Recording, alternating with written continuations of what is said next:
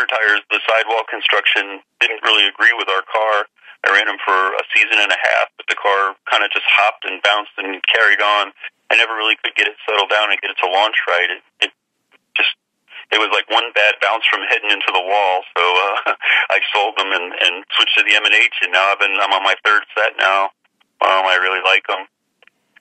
That's good. Yep. So now, Mike, when you first started drag racing, were there any drivers out there that were inspirational to you back then? Yeah, there was several that I really enjoyed watching. Don Garlitz, of course. There was a couple others, Tommy Ivo and Shirley Muldowney. And I remember as a kid watching Don Schumacher, who's a car owner now, but he drove the Stardust Funny Car when I was a kid. And Daryl Gwynn's father ran the Baby Huey, who was an altered that also ran as a Double B Funny Car. And then Daryl Gwynn came along, and he was from, like the next town over from where I was, down in Fort Lauderdale as a kid. So he was like the local hero, the kid, if you will. Paul Smith was from Florida. He drove the Entertainer car, and I used to see him, once a month or so down at Miami Hollywood Speedway, which was my home track down in Fort Lauderdale. So now, when you first started drag racing, was your family involved? Oh yes. Yeah, they still are. My dad and my brother live on the other coast of Florida, and they have a little Camaro bracket car that they trade back and forth. My dad works on the motors, my brother drives, and so I get to see them run a couple times a year. We're trying to hatch a plan. I'm 56. I've been driving since I was 12 years old or so.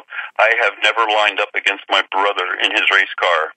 So even though we're in two different classes, we're trying to work something out with one of the tracks and come up with a handicap start and run against my kid brother. So looking forward to that little sibling rivalry. Yeah. So what do you think about Dustin Korn's proposal to do a match race with you? Oh yeah, we talk all the time. Yeah, he's a great guy. I love his car. That's the old Kligerman car, the Hijinks car. So I'm quite familiar with it. That car was built in '71 and is a survivor car.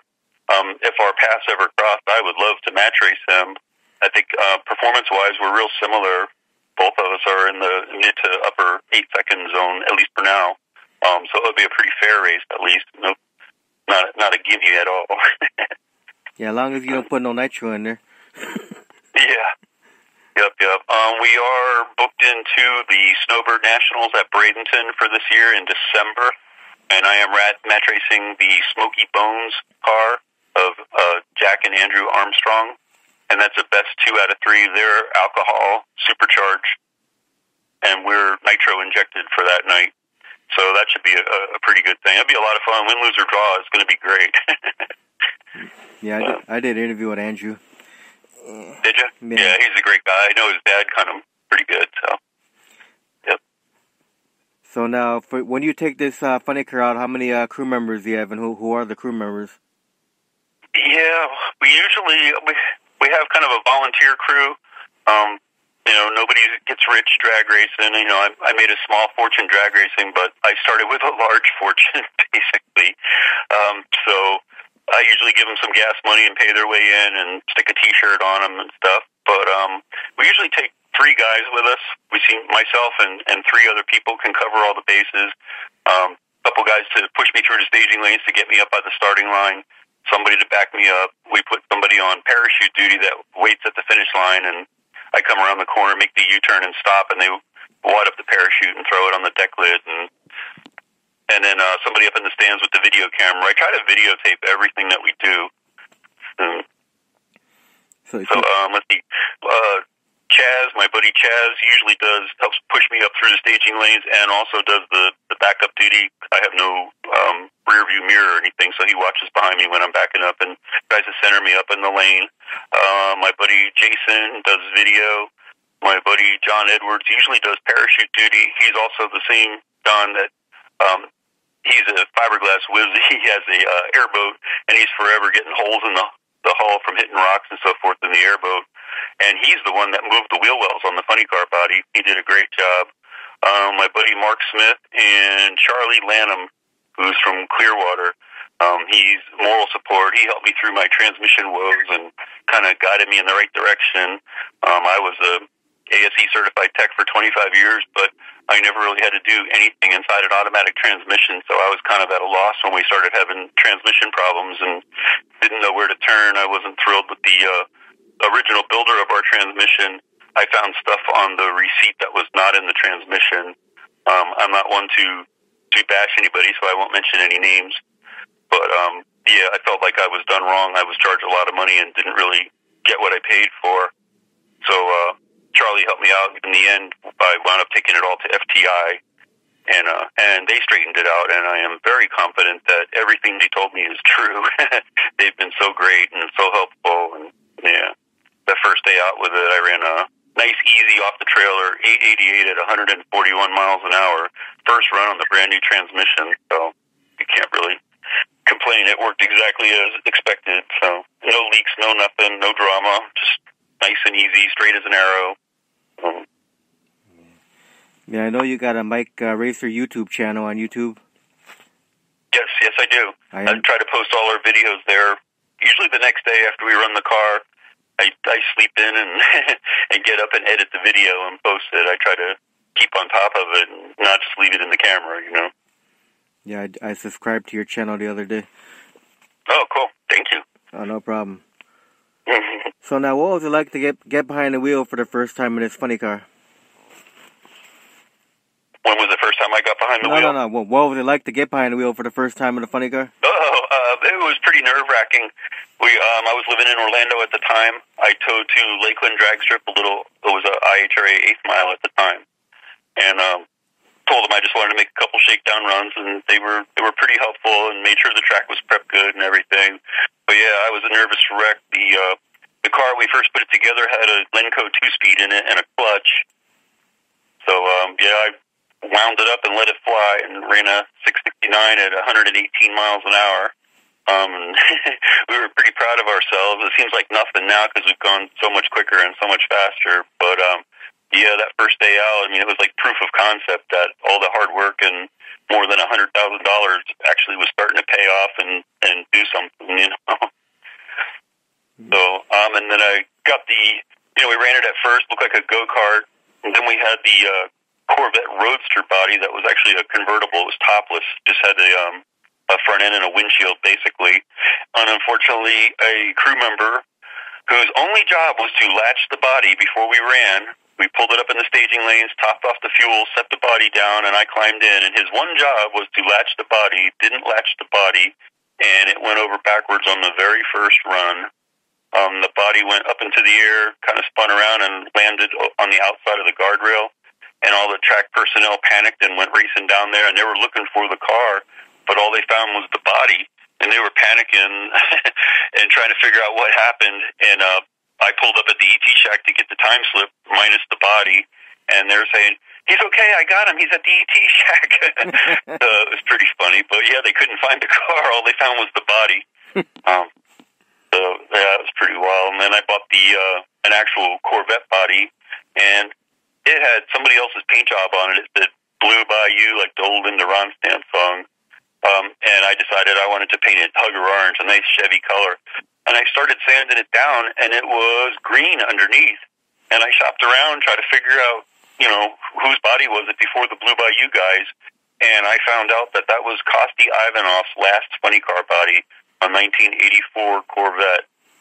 He had that body when he died of a brain aneurysm and never really got to drive it.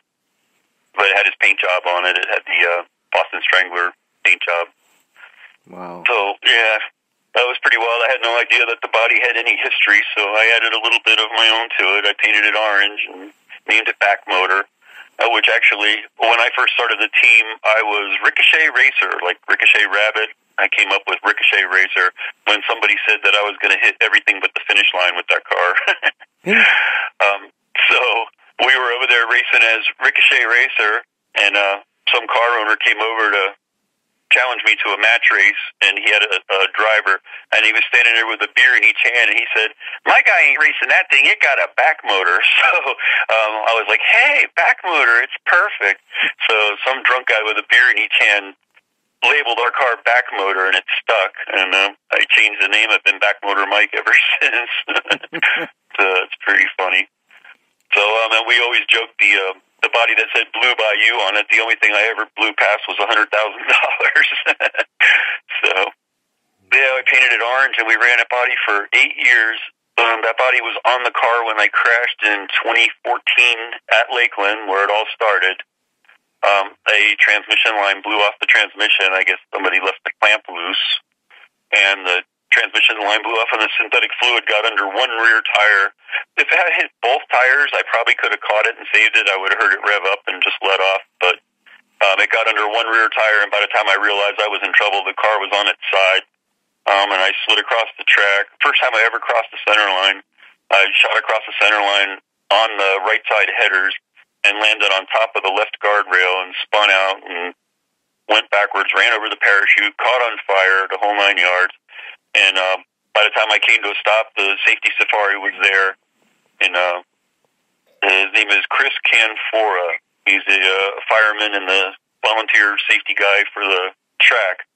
And he came running up to the car, and the first thing he said, "How's your neck? How's your back? Where does it hurt?" I said, "No, I think I'm okay." And he said, "Well, that fire's getting pretty big. We needed to get you out of there." And he grabbed me by the fire suit and lifted me out of the car. I didn't even have to do anything. I never even met the safety safari before, but when something like that happens, man, you're sure glad that they're there. And so that was really quite the moment. And it took me about a year to repair the car. I tried to go back to the same track, to the same lane where the crash happened after I repaired the car, and unloaded the car, went to go through tech, and I couldn't stop the car. The brakes, the master cylinder gave out. So I wanted to do a little private test session, make sure I was still comfortable in the car and everything before a big event that was coming up. Well, and that didn't happen. It took me a couple of weeks to get a master cylinder and straighten it all out. So my big private test session to make sure I still wanted to drive and still could do it and was still going to be happy with this came at the Drag Race for a Cure for people suffering from cystic fibrosis, and that was in March of 2015. So I showed up, and my big return to racing that I wanted to keep private happened in front of 10,000 prying eyes. So I had to jump in the car and keep it together, and I actually brought an extra crew person. Their sole purpose was to keep me calm and to tell me that nothing was leaking.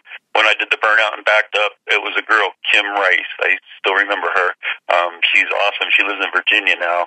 Her sole job was to keep me calm and to make sure nothing was leaking and that we weren't going to repeat what happened to us because a fluid leak caused the crash. And she gave me thumbs up and disappeared. And the very first run after the crash, a year later, I stomped it to the floor, hit the shift button, and ran a new career best of 5:51 at 125 miles an hour or so. And I could not wait to get back in the car again. So, yeah, all my fears, I worried about how I was going to do after the crash and everything for probably 3 months leading up to it. And within 5 minutes, all the fears were gone, and I was ready to do it again. We came back and make a second run. I actually ran it past the 8th mile to about 1,000 foot, and I coasted to a 9:35 in the quarter mile, which was a career best at the time, which we've gotten into the 8th since then. But yeah, I got really brave that day and ran it further than the 8th mile. I had never made a quarter mile pass to that point, so that was a big stretch for me, and I learned quite a bit about myself that I could do it and that I would be comfortable doing it. So it was quite a day. So to this day, that's the only crash you've had in your career, right? That's the only crash, yeah. I've blown a couple motors, torched a few head gaskets, but, with the motor being in the back, it's all behind you, and it warms up your wallet a little bit, but, yeah, it doesn't really hurt. So that was the only time I ever hit anything or crossed the center line or anything, so. Yeah. So now, earlier you talked about one of your sponsors. Do you have any other sponsors? We do. We have Indasa Sandpaper. They're real big in the rest of the world in South America. They have a distributor in New Jersey, and that distributor is going to be sponsoring us. I have not gotten the decals yet, but it's my buddy Chuck, and he's an Indasa sanding and polishing products distributor out of New Jersey. So he's going to be on the car. And I have a jewelry company, CL and M. Smith Jewelers, down here in Florida. They make all handcrafted sterling silver jewelry, and they do custom orders, and they have a lot of really cool